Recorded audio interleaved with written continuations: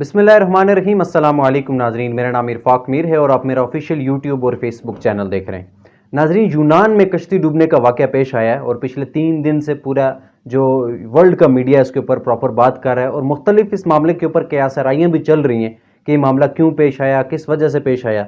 लेकिन इस मामले के ऊपर 5 अहम डेवलपमेंट के साथ मैं आपकी खिदमत में हाजिर हुआ हूँ। सबसे पहले इस सारे जो कश्ती का वाक़या हुआ है इसमें 400 पाकिस्तानी भी सवार थे, उसमें से 12 पाकिस्तानी जो जिनको बचा लिया गया और उसके बाद बाकी जितने भी बचे हैं वो सारे लापता हैं। अभी तक उनकी ना डेड बॉडीज़ मिल सकी है, ना ये पता लग सका है कि वो ज़िंदा हैं या नहीं। लेकिन मोस्ट चांसेस यही है कि वो भी दुनिया से अब रुखसत हो गए और चांसेस कम ही हैं वो बचे हों। अब ये कोई हर चीज़ इस मामले के ऊपर कोई खबरी नहीं मिल सकती। लेकिन जो अहम पॉइंट इस मामले के ऊपर, जो अहम डेवलपमेंट्स हैं उसके ऊपर बात करूंगा। सबसे पहले इन लोगों को भेजने वाला कौन है, क्योंकि ये 400 पाकिस्तानी कश्ती के ऊपर सवार थे। इनके ऊपर भेजने वाले, इनको जो आगे पहुंचाने वाले लोग कौन थे, क्योंकि यूनान का इलाका तो पाकिस्तान से काफ़ी दूर आता है। उन जगहों तक इन पाकिस्तानियों को गैर कानूनी तरीके से कौन लोग लेके गए, कौन से ऐसे एजेंट्स शामिल हैं, किस तरह इस कश्ती तक इन लोगों को पहुंचाया गया, कितने पैसे इन लोगों से लिए गए, क्योंकि गरीब पाकिस्तानी है, नौजवान थे सारे, और कितने पैसे इन लोगों से लिए गए ये भी एक रिपोर्ट सामने आई है। और उसके बाद हुकूमत इस सारे मामले के ऊपर मुतहरक हो चुकी है।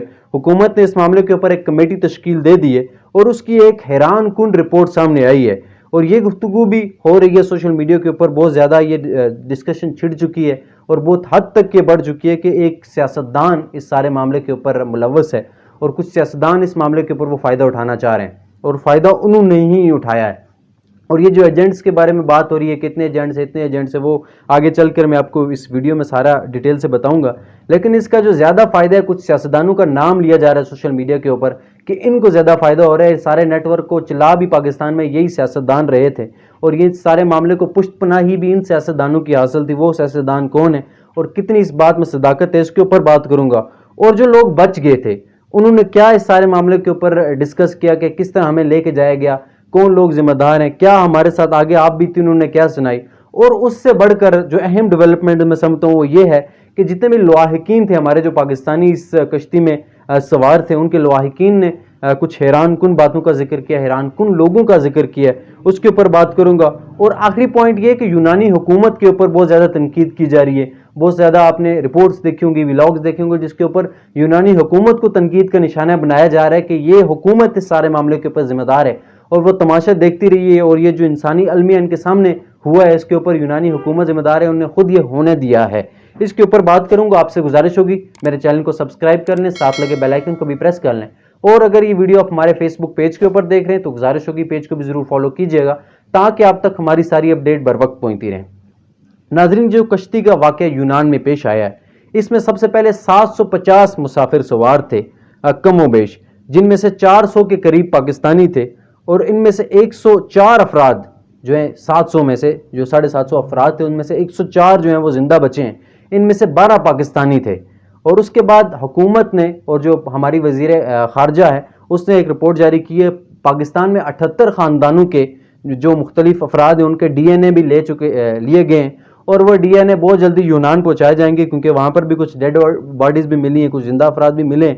तो उस वाले से जो डेड बॉडीज़ हैं उनसे इनके DNAs को मैच किया जाएगा और उसके बाद जो भी पाकिस्तानी है जिनकी शनाख्त होती है तो उसके बाद उनको पाकिस्तान लाया जाएगा। ये भी एक अपडेट वजारत खारजा की तरफ से आई है। और उसके बाद कहा यह जा रहा है कि 25 से 35 लाख, एक रिपोर्ट के मुताबिक 25 से 35 लाख रुपया फ़ी अफराद इन लोगों ने लिए हैं। जो भी एजेंट से सारे मामले में शामिल थे उन्होंने फ़ी बंदे से 25 से 35 लाख रुपया लिया है, ये जो यूनान तक इनको पहुँचाने का, आगे कंट्रीज़ तक पहुँचाने का। और ये जितने भी लवाहिकीन हैं उन्होंने भी इस मामले की तस्दीक कर दी है कि इतनी रकम हमसे ली गई है, क्योंकि पाकिस्तान में गरीब तकबा ज़्यादा लोग हैं और वो ही अपनी मेहनत मजदूरी से ये इतनी बड़ी रकम बनती है 35 लाख रुपया। मुझे तो हैरानगी हो रही है कि इतने पैसे गरीब लोगों से लिए गए और आगे इनको इतने बड़े जंगल में पहुंचाया गया और उनके साथ जो आप बीती रास्ते में हुई है। एक तो ये तो एक साने उनके साथ पेश आ गए कि कश्ती डूब गई, लेकिन उससे पहले उनके साथ जो होता रहा वो भी एक बहुत दर्दनाक स्टोरी है, वो भी मैं आपको बताता हूँ। और उसके बाद हुकूमती रिपोर्ट के बारे में जल्दी जल्दी मैं आपको डिस्कस करके बता देता हूँ कि हुकूमती जो रिपोर्ट आई है उसमें क्या चीज़ें सामने आई हैं। हुकूमती जो रिपोर्ट है उसमें ये बताया गया कि सारे जो मंसूबा था इसके 4 बड़े एजेंट्स थे जो पाकिस्तान में काम कर रहे थे। उन्होंने आगे अपने 10 सब एजेंट्स रखे हुए थे جو اس سارے معاملے کے اوپر وہ کام کر رہے تھے، وہ تبلیغ کہہ سکتے ہیں وہ کر رہے تھے، جو ہماری نوجوان نسل ہے، کیونکہ پاکستان میں مہنگائی کے حالات، بے روزگاری کے حالات، امن نہ ہونے کے حالات، ڈکیتی کے معاملات ہو رہے ہیں، تو اس کے اوپر وہ ان کو سنہرے سپنے دکھا رہے تھے. بہت سارے لوگوں کی ویڈیوز دکھائی جا رہی تھی کہ یہ لوگ بھی دیکھو آپ کی طرح غریب تھے، وہ اس جگہ پر گئے، ہمارے تھرو گئے، انہوں نے آج کروڑوں روپیہ کما رہے ہیں. تو ان لوگوں کو بہلایا پھسلایا گیا، ان کے والدین کو منایا گیا اس بات کے اوپر. وہ 10 سب ایجنٹس ان کے آگے کام کر رہے تھے جنہوں نے ان کو اس بارے کے اوپر راضی کیا کہ ہم آپ کو لے کے جائیں گے اور آپ کی قسمت بدلنے والی ہے. اور اس کے اوپر یہ بھی ایک سوال کیا جا رہا ہے کہ یونان کس طریقے سے یہ لوگ پہنچے ہیں، کیونکہ پاکستان سے تو بڑا دور آتا ہے. میں نے پچھلی ویڈیوز میں بھی ڈسکس کیا کہ یہ جو راستہ ہے یونان والا، اس سے بہت سارے لوگ سمگل ہو کے جا رہے ہیں. ترکی کا میں نے ذکر کیا، تو اس میں بہت سارے پاکستانی بھی وہاں تک ان کو پہنچایا جا رہا ہے اور وہاں سے آگے یہ سمگل ہو رہے ہیں. یہ نیٹ ورک بہت بڑا ہے. سب سے پہلے یہ جو جتنا بھی نیٹ ورک ہے، یہ جو مافیا ہے، سب سے پہلے ان کو پاکستان سے ویزا کے تھرو مصر لے کے جایا جاتا ہے. اس کے بعد صحرائی راستہ جو ہے اس کے ذریعے یہ لیبیا پہنچتے ہیں. اور لیبیا میں کچھ دن، کیونکہ لیبیا کے بارے میں یہ مشہور ہے کہ حکومتی ریٹ وہاں پر اتنا کام نہیں کرتی اور کچھ علاقوں کے اوپر بہت سارے مافیاز بہت زیادہ حرکت کر رہے ہیں اور وہی ان ساری چیزوں کو دیکھتے ہیں، وہ ان کی کنٹرول میں یہ ایریاز آتے ہیں. وہاں پر لیبیا میں یہ سارے لوگوں کو لے کے جایا گیا ہے اور ان کے ساتھ جو وہاں پر سلوک کیا گیا، کیونکہ کچھ دن وہاں پر ان کو رکھا گیا. اس کے بعد دیکھتے گئے جہاں پر حالات بنے تو کشتی کے تھرو ان کو جو یورپیز کنٹری میں پہنچایا گیا، اور سب سے پہلے ان کو اٹلی میں پہنچایا جاتا تھا اور اس کے بعد مختلف ممالک میں ان کو بھیجا گیا ہے. لیکن جو اس سے پہلے یہ جو لیبیا میں یہاں پر ان کو رکھا جاتا تھا، ان کے ساتھ جو پاکستانی کے ساتھ جو اتنا بدترین سلوک کیا گیا، کیونکہ ریگستانی علاقے سے گئے، بری صورتحال میں، نہ اچھا کھانا، نہ اچھا پانی، نہ اچھی خوراک، بالکل افراتفری کے عالم میں لے کے گئے. اور یہ جو کشتی تھی اس میں گنجائش، کیونکہ میں نے آپ کو بتایا کہ 750 لوگ اس میں افراد اس میں سوار تھے، لیکن اس کی جو گنجائش تھی وہ صرف 150 بندے کی تھی گنجائش. اور یہ آپ نے پکچرز بھی دیکھی ہوں گے کہ کتنی وہ کشتی بھری ہوئی تھی. اور 150 کی جگہ آپ جب 750 افراد، 750 بندے اس کے اوپر سوار ہوں گے تو یقیناً اس نے ڈوبنا ہی ہے. یعنی کہ 600 بندہ اضافی اس کشتی میں سوار تھا، جن میں سے 400 پاکستانی، مصری جو تھے وہ 200 تھے اور شامی 150 تھے. اور کیونکہ مصری پاکستان کی حدود سے جب باہر نکلتے تھے تو اس کے بعد مصری جتنے بھی لوگ ہیں، جتنے بھی مافیاز ہیں، جتنے بھی ایجنٹس ہیں، ان کا اثر و رسوخ بہت زیادہ بڑھ جاتا تھا لیبیا میں بھی. تو اس کے اوپر پاکستانیوں کے ساتھ بہت زیادہ زیادتی کی جاتی تھی. اور یہ بھی انکشاف کیا گیا ایک برطانوی رپورٹس کے مطابق، پاکستانی جتنے بھی لوگ تھے ان کو یہ جو کشتی تھی اس کے نیچے والے خانوں میں رکھا گیا اور وہاں پہ جو سوراخ تھے ان سے ان کو کھانا پہنچایا جاتا تھا یا تھوڑا بہت پانی دیا جاتا تھا. اور برطانوی ایک ادارہ ہے، اس نے اس معاملے کے اوپر ایک رپورٹ دی ہے. اس نے کہا ہے کہ بچ جانے والے جو لڑکے تھے انہوں نے یہ بھی بتایا کہ خوراک نہ ملنے کی وجہ سے بھی بہت سارے پاکستانی اس دنیا سے رخصت کر گئے. انہوں نے یہ بھی اس بات کا انکشاف کیا کہ کشتی تو بعد میں ڈوبی ہے، وہ تو معاملہ ہے، وہ تو ایک بہت بڑا المیہ جنم لے چکا ہے، لیکن یہ بھی ایک بات بڑی حیران کن، ایک بڑی دردناک بات یہ بھی بتائی گئی کہ بہت سارے لوگ کشتی ڈوبنے سے پہلے ہی اس وجہ سے ہمارے نوجوان اس دنیا سے چلے گئے کہ ان کو خوراک پراپر نہیں مل سکی، ان کو کھانا پراپر نہیں مل سکا، ان کو پانی نہیں مہیا کیا گیا. تو اس کے بعد ایک ویڈیو بھی آپ نے دیکھی ہوگی کہ ایک جو شخص زندہ بچا ہے اس نے بھی یہ بات کی کہ ایک پاکستانی جو بالکل موت کے کنارے کے اوپر کھڑا تھا، خوراک نہ ملنے کی وجہ سے مرنے کی حالت پہ تھا، اس نے علاج پہ یہی بات کی تھی کہ اگر آپ لوگ زندہ بچ کے تو اپنے والدین کو، پاکستان میں والدین کو یہ بتانا کہ اس راستے کے اوپر کسی بھی نوجوان کو، کسی بھی بچے کو نہ بھیجیں. یہ لوگ انسان کہنا بھی انسانیت کی توہین ہے کہ جتنے درندے یہاں پر جو حرکت کر رہے ہیں ان کے انڈر کبھی بھی ان لوگوں کو نہ بھیجیں اپنے بچوں کو. تو ان کی فریاد بھی سوشل میڈیا کے اوپر آ چکی ہے. اور گزارش کروں گا حکومت پاکستان سے کہ پاکستان میں خدا را اپنے پیٹ بھرنے کے بجائے ملک کے بارے میں، نوجوانوں کے بارے میں، غریب عوام کے بارے میں سوچیں. اور تیسرا جو اہم پوائنٹ یہ بھی تھا اس معاملے کے اوپر، یونانی حکومت کو بہت زیادہ ٹارگٹ کیا جا رہا ہے. بہت سارے ولاگ دیکھے ہوں گے، بہت سارے لوگ مختلف اس معاملے کے اوپر دلائل پیش کر رہے ہیں کہ جو یونانی حکومت تھی وہ اس سارے معاملے کو دیکھتی رہی. ان کے کچھ ہیلیز بھی جب یہ کشتی ڈوب رہی تھی، بہت سارے دو ہیلی کاپٹر اس کشتی کے ارد گرد اڑ رہے تھے اور انہوں نے ان کی کوئی مدد نہیں کی، بلکہ وہ صرف دیکھتے رہے. ایک انسانی المیہ جنم لے رہا تھا اور اس کو صرف وہ تماشائی بن کے دیکھتے رہے، بلکہ وہ خود بھی، ایک بہت ساری رپورٹس میں یہ بھی کہا جا رہا ہے کہ وہ خود بھی ملوث تھے.